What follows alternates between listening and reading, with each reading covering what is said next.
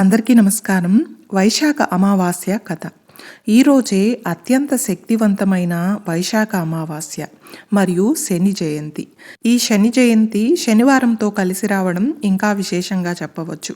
ఈ రోజున ఎవరైతే ఈ పవిత్ర కథను వింటారో వారికి శని బాధలు, దోషాలు తొలగిపోతాయి. మరి ఈరోజు తప్పక వినవలసిన ఆ కథను ఇప్పుడు విందాం. కథను పూర్తిగా వినడానికి ప్రయత్నించండి. కథలోకి వెళ్లే ముందు ఒక్క లైక్ చేసి శ్రీమాత్రే నమః అని కామెంట్ చేయండి. మీరిచ్చే చిన్న లైక్ నా ఛానల్ గ్రోత్కి ఎంతో సహాయపడుతుంది. ఇక కథలోకి వెళ్ళిపోదాం.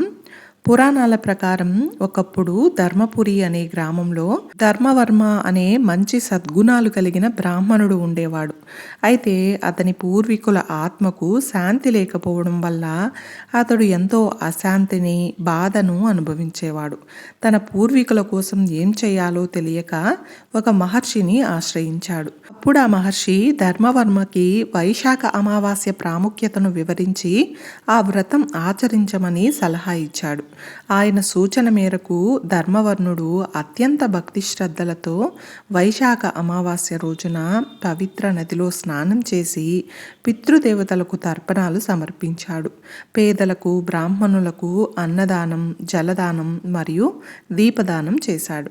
అలాగే ఈ అమావాస్య రోజు సాయంత్రం వేళలో దీపదానం చేయడం వల్ల అకాల మరణ భయం తొలగిపోతుందని, లక్ష్మీదేవి మరియు శ్రీ మహావిష్ణువు అనుగ్రహంతో పాటు సకల సంపదలు చేకూరుతాయని పురాణాలు చెప్తున్నాయి. అయితే ధర్మవర్ణుడు ఈ నియమాలను ఆచరించడం వల్ల అతని పూర్వీకులు శాంతిని పొంది అతనికి సుఖ శాంతులను, దైవానుగ్రహాన్ని అనుగ్రహించారు. ఈ పవిత్రమైన రోజున రావి చెట్టును పూజించడం, సత్తు దానం చేయడం అత్యంత శ్రేష్టమైనదిగా భావిస్తారు. దీనినే సత్తువాయి అమావాస్య అని కూడా పిలుస్తారు. ఈ వైశాఖ అమావాస్య రోజున శని జయంతిగా కూడా చెప్పబడుతుంది కాబట్టి ఈ రోజున శని మహిమలు తెలిపే మరొక కథను విందాం. పూర్వం న్యాయపురి అనే ఒక ప్రసిద్ధ నగరం ఉండేది. పేరుకు తగ్గట్లే ఆ నగరంలో న్యాయం, ధర్మం కళ్ళకు కట్టినట్లు ఉండేవి. ప్రజలు నిస్వార్థంగా జీవించేవారు. కానీ ఒకానొక కాలంలో న్యాయపురిపై దురదృష్టం అనే చీకటి కమ్ముకుంది. రాజు అసక్తుడయ్యాడు. కరువు విజృంభించింది. ప్రజలలో స్వార్థం, అన్యాయం పెరిగిపోయాయి. ఆ నగరం తన పూర్వ వైభవాన్ని కోల్పోయి కర్మల భారాన్ని మోస్తూ నిస్సహాయంగా మారిపోయింది. ఆ న్యాయపురిలో విక్రమాదిత్యుడు అనే ఒక యువకుడు ఉండేవాడు. అతను ధైర్యవంతుడు, నిజాయితీపరుడు. కానీ అతని కుటుంబం తీవ్ర పేదరికంలో కూరుకుపోయింది. అతని తల్లిదండ్రులు రోగగ్రస్తులయ్యారు. సోదరి వివాహం వాయిదా పడింది. ఇక విక్రమాదిత్యుడు ఎంతో కష్టపడినా అదృష్టం అతన్ని వరించలేదు. అతను ఇలా అనుకునేవాడు, భగవంతుడా, నాకెందుకు ఈ కష్టాలు? దైవం న్యాయాన్ని మరిచిందా అని తన మనసులో తరచూ ప్రశ్నలు తలెత్తేవి. అదే సమయంలో దూరం నుండి ఒక వింత కథ న్యాయపురికి చేరింది. అది శనిదేవుడి పుట్టుక గురించి. సూర్యుని ప్రచండ తేజస్సు నుండి ఛాయాదేవి గర్భంలోనే లోక కర్మల ఫలాన్ని అందించడానికి ఒక నల్లని శక్తివంతమైన శిశువు జన్మించాడని, అతను చీకటిని ఆవహించి నిష్పక్షపాతంగా ప్రసాదించేవాడని తెలిసింది. ఒకరోజు వైశాఖ అమావాస్య వచ్చింది. ఇదే శనిదేవుని జయంతి అని అందరూ చెప్పుకున్నారు. ఆ రోజు రాత్రి విక్రమాదిత్యుడు తన గుడిసె బయట నిస్సహాయంగా కూర్చొని ఉన్నాడు. ఆకాశం దట్టమైన చీకటితో నిండి ఉంది. అప్పుడే అతనికి ఎదురుగా ఒక వింత సంఘటన జరిగింది. అతను చూస్తూ ఉండగానే అంధకారంలోంచి ఒక నల్లని అద్భుతమైన రథం వచ్చింది. ఆ రథంపై ఒక వ్యక్తి కూర్చొని ఉన్నాడు. అతని శరీరం చీకటిగా, నల్లగా, కళ్ళలో వేల సూర్యుల తేజస్సుల జ్ఞానం ప్రకాశించింది. అతని చేతిలో దండం ఉంది. విక్రమాదిత్యుడికి అర్థమైంది అది శనిదేవుడని. శనిదేవుడు నేరుగా విక్రమాదిత్యుడి కళ్ళలోకి చూసి తన గంభీర స్వరంతో ఇలా అన్నాడు, విక్రమాదిత్య, నీవు న్యాయం కోసం తపన పడుతున్నావని నాకు తెలుసు. ఈ లోకంలో ప్రతి ఒక్కరూ తమ కర్మల ఫలాన్ని అనుభవించాల్సిందే. నేను కర్మలకు వాహకుణ్ణి, కానీ న్యాయానికి ప్రతినిధిని కూడా. ఈ న్యాయపురిలో ధర్మం లోపించింది.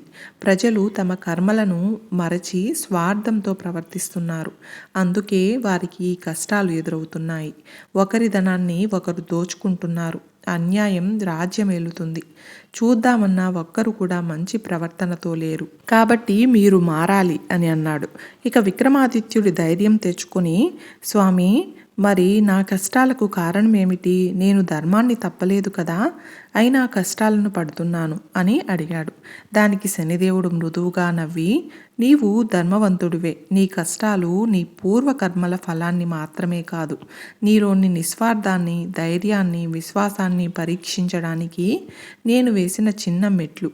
ఈ పరీక్షలో నువ్వు నిలబడతావని నాకు తెలుసు. ఈ శని జయంతి రోజు నా అనుగ్రహం ఈ న్యాయపురిపై ప్రసరిస్తుంది. కానీ ఇది కేవలం నాకు పూజలు చేయడం వల్ల కాదు.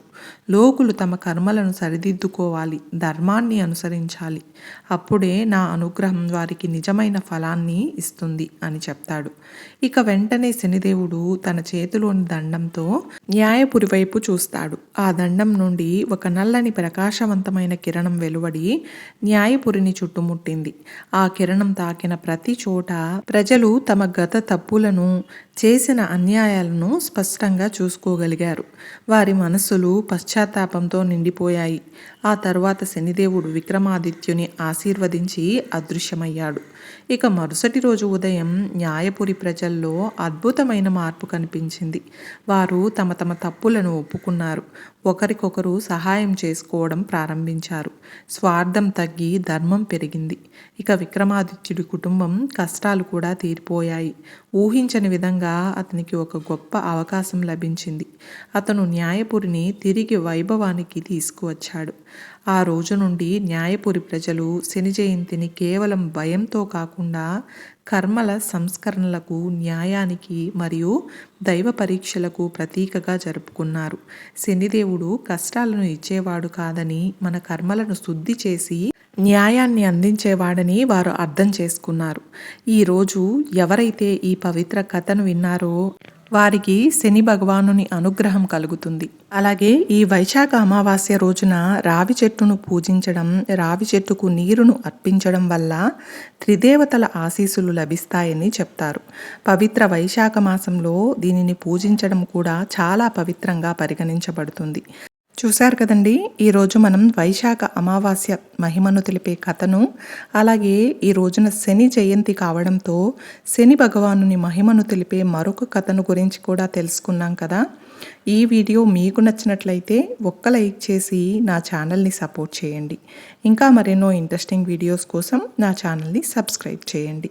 అలాగే పక్కనే ఉన్న బెల్ ఐకాన్ క్లిక్ చేసినట్లయితే నా లేటెస్ట్ వీడియోస్ మీ వరకు వస్తాయి. Thanks for watching.